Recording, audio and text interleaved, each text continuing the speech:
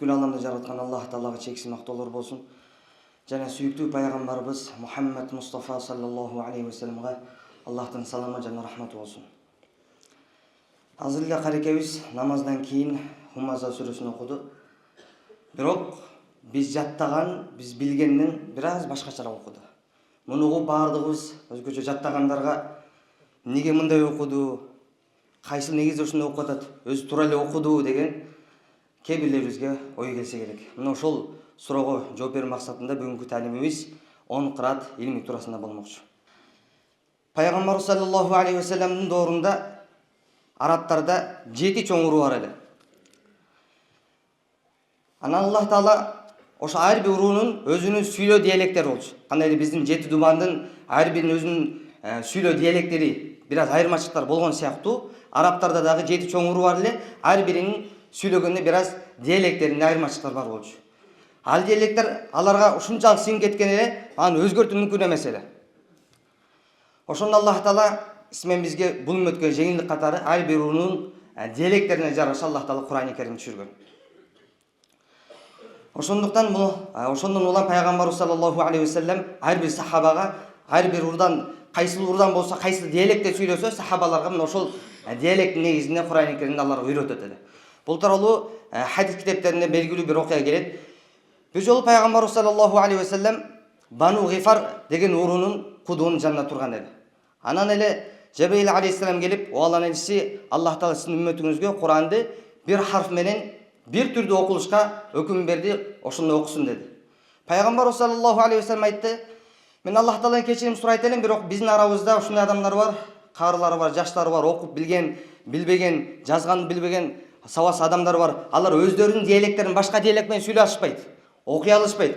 Ошого мен Аллах Тааладан жеңилдик сурайт элем, дагы башка диалекттерде Кур'ан-ы Карим түшүрүп берсин" деп Алладан суранат. Жабраил алейхиссалам Алланын сунушун, пайгамбардын сунушун Аллага жеткирет.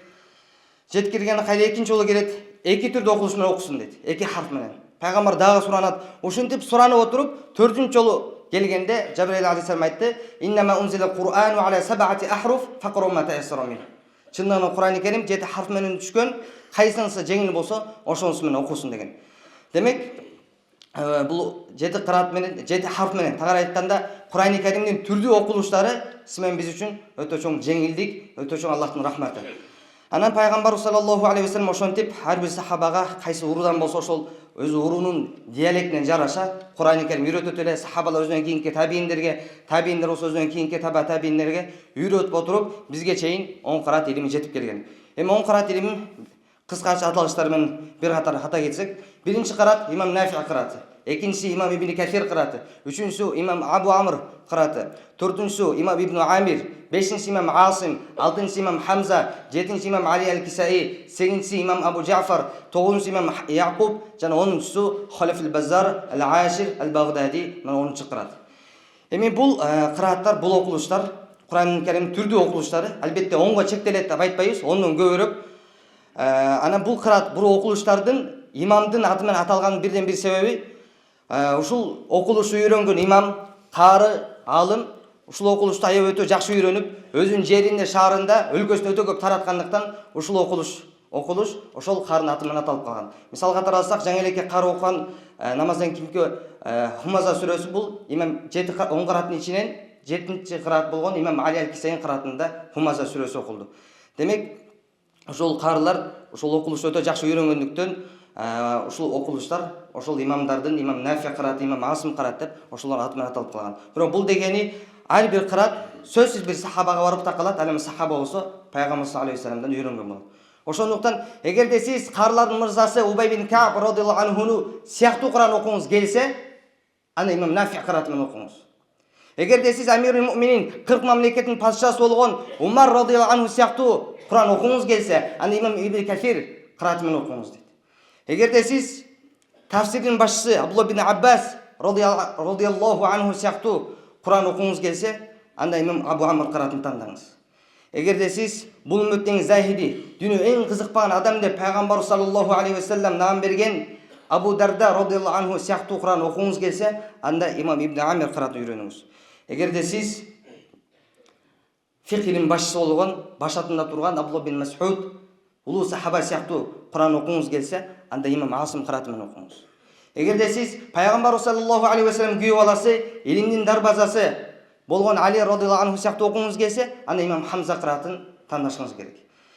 Эгерде сиз эки нурдун эси, Амирул Муминин, момундардын падышасы, периштелер андан уялган Усман бин Аффан радыйаллаху анху сыяктуу Куран окуңуз келсе, анда 7-чи кыраатты имам Али аль-Кисай кыраатын тандаңыз, азыркы окулган Хумаза сүрөсү. Эгерде сиз хадис жаатында өтө көп белгилүү болгон бул үммөткө хадис риваятын үйрөткөн Абу Хурайра радыйаллаху анху сыяктуу окуңуз келсе, анда имам Абу Жафар кыраатын тандашыңыз керек.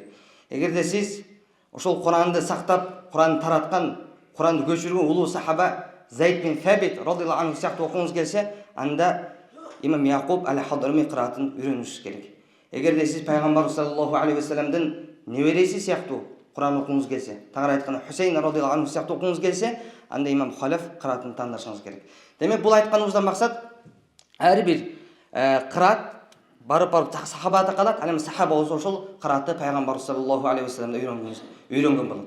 Эми эгер сиз бүткүл аламдын Роббиси, Аллахтын сүйүктүүсү, эң улуу пайгамбар Мухаммад Мустафа саллаллаху алейхи ва саллям сыяктуу окуңуз келсе, анда 10 кыраат менен окуңуз. Ошол 10 кыраат окуган болсоңуз, анда сиз Куран окууда пайгамбар саллаллаху алейхи ва салламдын унутулуп калган улуу сүннөтүн тирилткен болосуз. Ошондуктан мен дагы мына ушул кырааттарды үйрөнүп, терең изилдеш керекпиз. Эми баарыбызга бир суроо болот. Адатта баардыгыбыз Хумаза сүрөсүн бирдей эле окуйбуз, бир эле түрдө окулушта окуйбуз. Эмне үчүн ушундай окуйбуз, башкалар окулбайт деген суроо болушу мүмкүн. Негизинен 10 кырааттын баардыгы аламда баары бирдей, ар бир өлкөдө ар башка окулуп келген. Мындан 300 жыл мурда.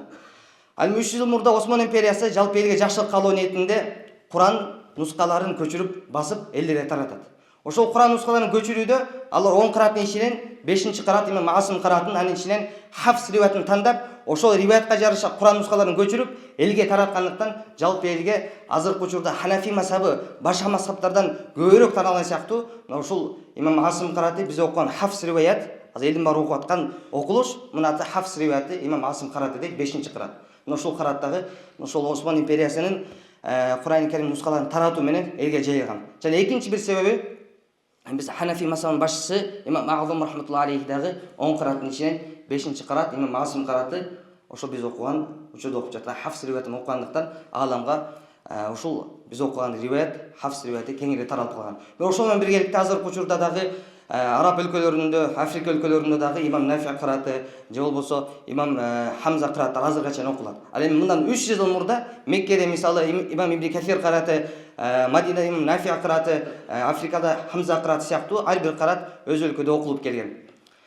Эми бул кырааттын кандай пайдалары бар? Бул кырааттын пайдалары эң эле чоң пайдасы жеңилдик. Мисалы бирөө эймен ар бир сөздү эймен окусу келсе, анда мисалы Хамза кыраатын тандаш керек болуп калат да. وَالنَّجْمِ إِذَا هَوَى مَا ضَلَّ صَاحِبُكُمْ وَمَا غَوَى. Же кээ-бирлер мындай Куран Каримде өзү маттарды созмалап созуп окуш керек. Ал убактысы тар болуп, кыскараак окуусу келсе, анда Ибн Касир сыяктуу кырааттар тандаш керек. Кул я айюха деп созуп отурбай, кул я айюхал кафирун ла а'буду ма та'будун деп кыскартып окуп кетет. Ошондо эгер ушул кыраат тандап, ушул кыраат негизин окуса, ошондо гана туура болот. Демек бул кырааттын максаты жеңилдик. Экинчиси, бул Куран Каримде ушундай түрдүү окулушу бул Курандын өзгөчөлүгү. Себеби буга чейин Тоорат, Инжил, Забур жана башка канча баракчалар түшкөн болсо, бир да китеп мына ушундай түрдүү окулушта окулган эмес. Бул Курандын өзгөчөлүгү, анын ичинен ушул үммөттүн өзгөчөлүгү, ушул Куранды өз китебин түрдүү ыкмалар менен, түрдүү окулуштар менен окулусу бул үммөттүн өзгөчөлүгү, анын ичинен пайгамбарыбыздын Курандын өзгөчөлүгү саналат. Экинчиден анан бул ар бир гүлдүн өзүнүн жити болот дегендей, ар бир кырааттын дагы өзүнүн жити, өзүнүн даамы, өзүнүн кооздугу бар, өзгөчөлүктөрү бар. Мисалы имам Нафи кыраатынан Варши риваяттын өзгөчөлүгү, ал жерде хамзалар окубастан жеңилдетип кетет. Анан ламдары жоон кылып окуйт. Аллазина юминуна бил гайби ва юқимуна ас-салах. Биз ас-сала десек, бул риваятта ас-сала деп окуйт. Бул кырааттын өзгөчөлүгү. Же болбосо имам Абу Амр кырааттын өзгөчөлүгүн айта кетсек, ал окшош тамгаларды же жакын бир махраждан же жакын махраждан чыккан тыбыштарды бири-бирине киргизип идгом болуп окуйт. Мисалы Алам тара кейф фа'ал раббука би асхабил фил. Жана кээ бир риваяттарда азыр окуган Кисай кыраатында аягында хамен токтосо аны кылып окуш керек болот да. Вайлулли кулли хумазати лумазах мес лумазих деп жеңилдетип кылып окуш керек болот. Демек, он кырааттын ичинен ар биринин өзүнүн бир кооздуктары, өзүнүн бир өзгөчөлүгү бар. Бул ошол Кур'ан-ы Каримдин дагы өзүнүн кооздугун бири биринен арттырып, көбөйтүп бизге көрсөтүп турат.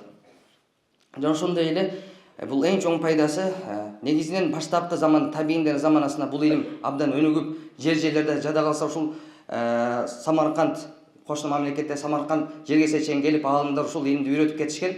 Ал эми акыркы доорлордо бул илим бир аз унутулуп, Пайгамбар саллаллаху алейхи ва саллям унутулуп бараткан илимдерден, сүннөттөн угум саналат. Бирок Аллахтын жардамы менен устаздарыбыз менен өзү менен мына биздин өлкөдө дагы ушул карылар көбөйүп, анын ичинен ушул он кырат илимин алгандар барган сайын көбөйүп атат. Ошондуктан Аллах таалам баардыгыбызга иншалла ушул он кырат илимин толук үйрөнүп, башка жеткен мүмкүнчүлүк берсин. Бүгүнкү талибибиздин негизги максаты, эгерде кимдир бирөө сиз билгенден башкача окуп аткан болсо, аны ката деп айткандан шашылбаш керексиз. Эгер сиз билгенден башкача окуп аткан болсо, аны ката деп айткандан шашылбаш керексиз. Бул тууралуу Сахих Бухаринин 4992 хадисине келет. Бул окуя сахабалар ортосунда да кезиккен.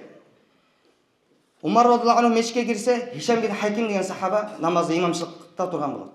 Аны угуп отурса, Фуркон сүрөсүн окуп аткан экен. Жакшылап укса, Умар радhiyallahu anhu билгенден башкача окуп аттыр. Анан Умар радhiyallahu anhu бир аз ойлонуп, ачуусу келип, бул эмне Куранды өзгөртүп атабы деп ачуусу келип, ошол жерден ушул хадисти өз риваят кылып айтат. Ошол жерден намазды бузуп эле муну токтотоюн дедим, аракет кылдым, бирок бир аз сабыр кылып турайын, намаздан кийин сүйлөшөбүз деп, анан намаздан кийин жанына келип, "Сага бул сүрөнү ким үйрөттү?" деп Хишам бин Хаким деген сахабадан сурадым дейт. Анан сахаба айтты, "Мен пайгамбар үйрөттү" дейт. Умар радhiyallahu anhu ачуусу келип, жакасынан кармап, "Эмне кылып айтасың? Пайгамбар бул башкача үйрөткөн" деп, анан жакасынан кармап, пайгамбар астына алып кел дейт. "Я Аллахтын элчиси, могул адам сиз мага бул сүрөнү үйрөткөндөн башкача окуп атат. Ушуну бир текшерип коюңуз, туура эле окуп атабы" дегенде, пайгамбар саллаллаху алейхи ва саллям, Умар, жакасын кой бер" деди. Анан Хишам радhiyallahu кайрылып, "Оку" деди. Хишам радhiyallahu anhu жана намазда кандай окуган болсо, ошондой окуду эле.